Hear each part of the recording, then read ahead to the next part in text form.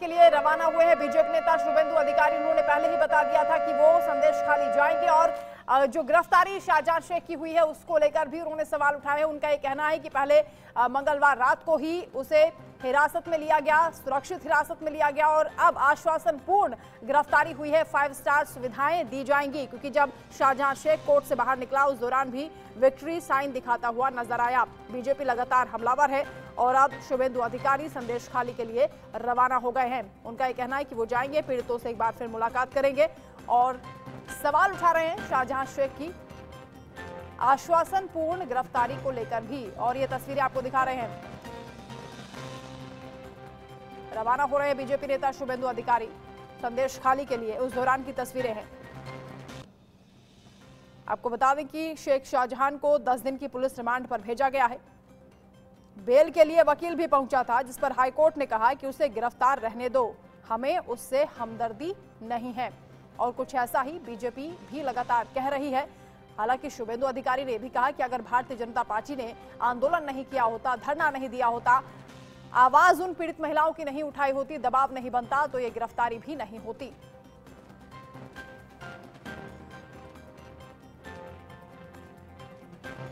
तो बीजेपी नेता रवाना हुए हैं और बड़ी खबर आपको बता रहे हैं, गिरफ्तार शेख शाहजहां की बशीरहाट कोर्ट में पेशी हुई है। पुलिस हिरासत में शेख शाहजहां को भेजा गया।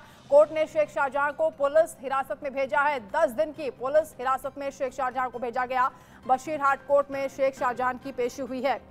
पश्चिम बंगाल के संदेश खाली में महिलाओं से यौन उत्पीड़न और जमीन हड़पने के आरोपी टीएमसी नेता शेख शाहजहां को बशीरहाट कोर्ट में पेश किया गया, जहां 10 दिन की पुलिस रिमांड पर भेजा गया है। बता दें कि शेख शाहजहां को बंगाल पुलिस ने आज सुबह नॉर्थ 24 परगना के मीना खान इलाके से गिरफ्तार किया था। वो 55 दिन से फरार चल रहा था। एक ही केस में नहीं, 2 केस में, एक पुलिस ने शो मोटो किया, उस केस में भी वो नजर 8 है, और ये जो डेप्यूटी डायरेक्टर किया था ईडी का, वो नजर 9 है। 9 में 10 दिन पीसी अलाउ हुआ और वो 8 में सोन अरेस्ट का प्रेयर अलाउ हुआ। सब नॉन अवेलेबल है। 307 था, 333 था, 392, सच एंड सच बहुत था, बहुत सेक्शन है। तो शेख शाहजहां की गिरफ्तारी हुई, कोर्ट में पेशी हुई, 10 दिन की रिमांड पर भेजा है। उधर शुभेंदु अधिकारी फिर से संदेश खाली जा रहे हैं और इस गिरफ्तारी पर भी सवाल उठाए। उनका ये कहना है कि आश्वासन पूर्ण गिरफ्तारी है, कोई कार्रवाई सख्ती से नहीं की जाएगी, बल्कि 5 स्टार की सुविधा जेल में मिलेगी, पूरी सुविधाओं के साथ उसको रखा जाएगा। आलोक जी हमारे साथ जुड़ रहे हैं और हिमांशु भट्ट जी हमारे साथ हैं। आपका स्वागत। और हिमांशु जी, शुरुआत आपसे, ये जो गिरफ्तारी हुई है इस पर सवाल तो पहले से बीजेपी भी उठा रही है कि आश्वासन पूर्ण गिरफ्तारी है, 5 स्टार सुविधा मिलेगी, शुभेंदु अधिकारी कह रहे हैं, लेकिन हाईकोर्ट ने भी टिप्पणी कर दी जब वकील पहुंचा बेल के लिए। उन्होंने कहा कि हमें कोई हमदर्दी नहीं है, उन्हें गिरफ्तार रहने दीजिए। गिरफ्तार रहने दीजिए बराबर है। हाँ। वो एक्चुअली देखा जाए तो शाहजहां शेख के पक्ष में है। आपको इसको क्रिटिकल नजरिए से देखिए, क्योंकि इस पे बहुत बड़ी सियासत हो रही है। जहां तक मेरा समझना है, वो पुलिस कस्टडी में सबसे सेफ रहेंगे। तो जितनी पुलिस कस्टडी ज्यादा रहेगी, जितने रिमांड ज्यादा रहेंगे, उतने वो सेफ रहेंगे। ये अभी तो फिलहाल टीएमसी देख रही है।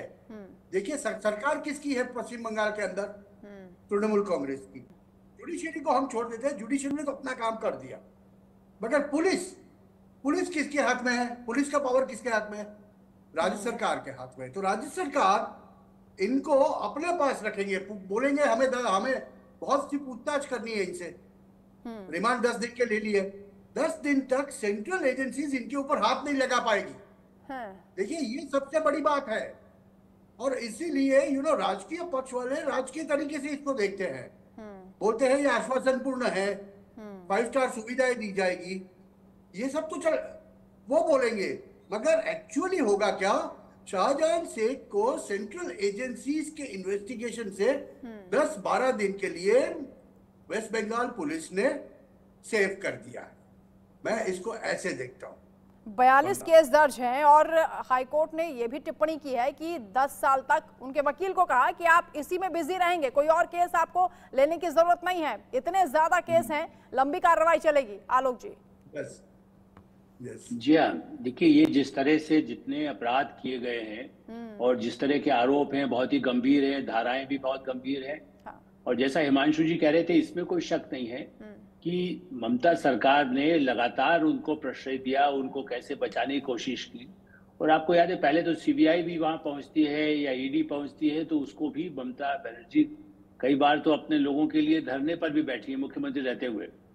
इसलिए इसमें ये जो है, अभी भी इसका मामला उच्च न्यायालयों में सोचा जाना चाहिए और उसके बाद केंद्रीय एजेंसियां जिस तरह से पूछताछ करें। और उसको कई वर्षों से इस बात की मांग हो रही कि ऐसे अपराधियों पर जिन पर ऐसे गंभीर आरोप हो, हत्या के, बलात्कार के या ऐसे षड्यंत्रों के, ऐसी स्थिति में उनकी बाकायदा लगातार उसकी सुनवाई होकर के उनको सजा और दंडित किया जाए। जनता में जो एक आतंक फैला होता है, ये विवाद केवल राजनीतिक विवाद नहीं है, ये न्याय का मामला है। न्याय बंगाल की जनता को न मिले, केवल राजाश्रय का फायदा उठाकर, सत्ता का फायदा उठा करके, चूंकि जो भी सरकार में है उनको बचाने की पिछले दिनों लगातार कोशिश हुई। इसीलिए तो भारतीय जनता पार्टी या अन्य पार्टियों ने, सीपीएम यहाँ तक कि कांग्रेस, जो उनके गठबंधन की सो कॉल्ड, जिसको कह सकते हैं, दावा तो यही करते हैं कि उनके साथ बड़ा समझौता है, गठबंधन है, वो लोग भी किसी तरह से इसका विरोध करते रहे हैं कांग्रेस के लिए। इसलिए मुझे लगता है कि इस मामले में न्यायालय से ही और केंद्रीय एजेंसियों के जरिए इसकी बाकायदा पूरी पूछताछ होकर के कार्रवाई होनी चाहिए। और इसीलिए पीड़ित महिलाएं पहले भी कह चुके हैं, गिरफ्तारी से कुछ नहीं होगा, सजा फांसी की होनी चाहिए, उससे कम हमें कुछ भी मंजूर नहीं, क्योंकि उन्हें पुलिस पर भरोसा नहीं है, प्रशासन की कार्रवाई पर भरोसा नहीं है। वहीं बीजेपी भी लगातार हमलावर है। और शहजाद पूनावाला क्या बोल रहे हैं, हमारे दर्शकों को सुनवा देते हैं। ये तो केवल आई वॉश है, ये केवल कॉस्मेटिक है, और ये संरक्षण प्राप्त शाहजहां था। आज इसका प्रमाण है कि राज्य द्वारा संरक्षण इसको मिल रहा था। कुणाल घोष ने तो बोल ही दिया कि अब क्योंकि हाईकोर्ट ने फटकार लगा दी, हम उसको प्रोड्यूस कर लेंगे। इसका मतलब कि वो हमेशा तृणमूल के साथ ही था। आज सवाल ये भी बनता है कि असेंबली से लेकर हर जगह पर ममता दीदी और अभिषेक बैनर्जी ने शाहजहां को क्लीन चिट डिफेंड किया, और दूसरी ओर जो हिंदू महिलाएं जिनके साथ बर्बरता हुई, उनके लिए आवाज उठाने वालों को गिरफ्तार किया। परंतु आज जब ये सारे घटनाक्रम की वजह से शाहजहां को गिरफ्तार दिखाना पड़ रहा है, तो सवाल ये बनता है कि आज प्रियंका वाड्रा, इंडिया अलायंस के नेता, जो अमूमन महिलाओं के विषय पर बोलते हैं, क्या आज वो कम से कम बोलेंगे? ये केवल और केवल आई वॉश है, ये केवल और केवल कॉस्मेटिक गिरफ्तारी है।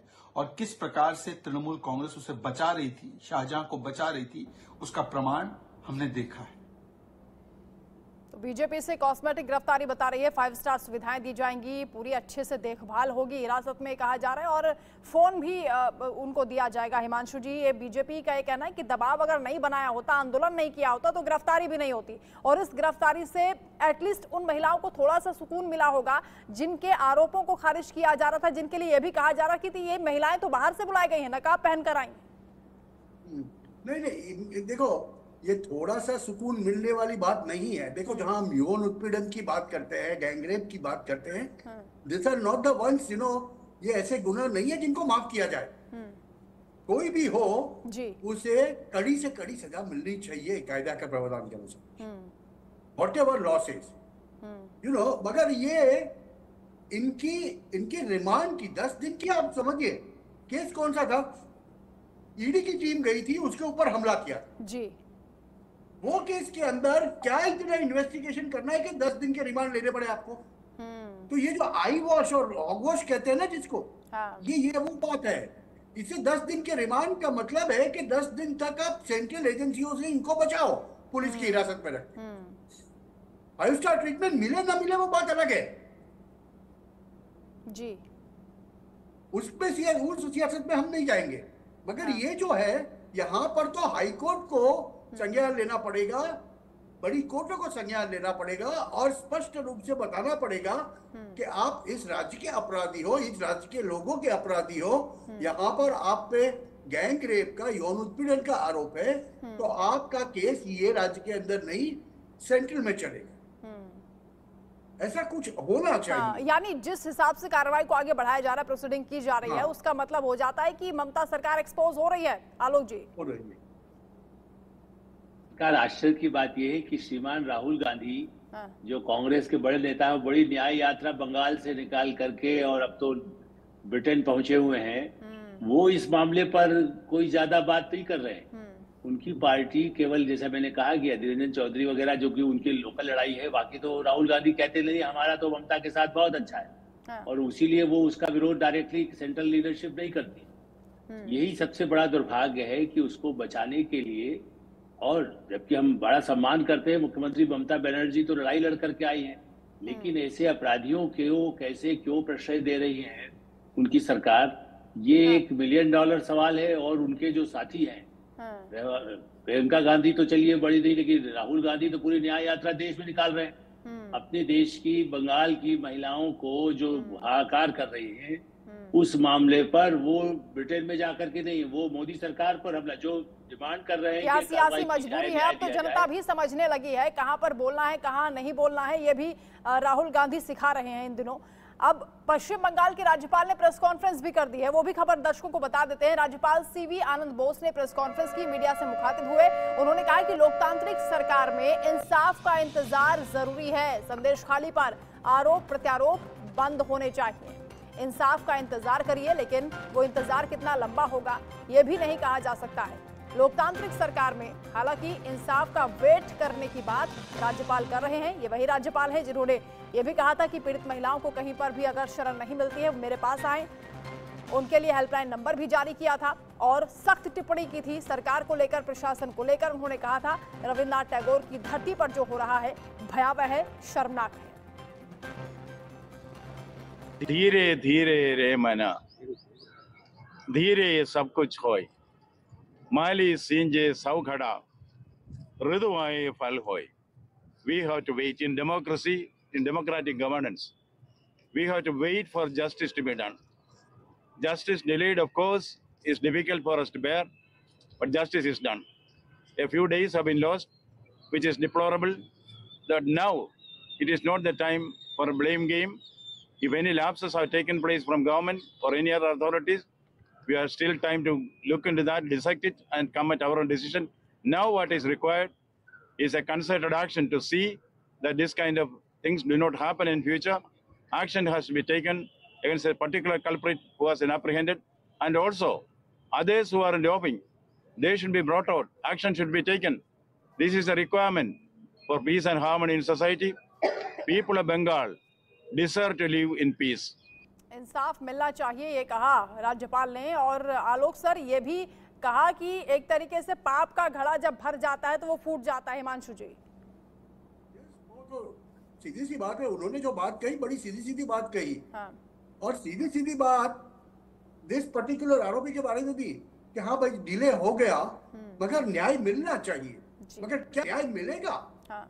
मेरा सवाल ये है, क्योंकि पश्चिम बंगाल का अगर आप इतिहास देखें, आलोक सर ज्यादा बता पाएगी, मैं ये समझता हूं कि पश्चिम बंगाल में जब जब राजकीय अनिश्चितता बढ़ी है तब तब ऐसी घटनाएं हुई है अलग अलग प्रकार से। आप देखिए, ममता जब सत्ता पर आई थी, ममता बनर्जी, तब नंदीग्राम के नाम पे आई थी। हाँ।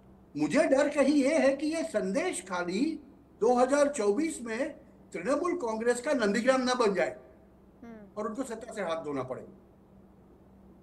और ज्यादा ये देखने में है कि पश्चिम बंगाल के प्रजा का रिएक्शन भी आक्रामक होता, वहां की राजनीति भी काफी आक्रामक होती। हाँ। और वो एग्रेसिव माइंडसेट, ये डर लाज़मी है सर, जिस तरह से कार्रवाई इस मामले पर की जा रही है, जिस तरह से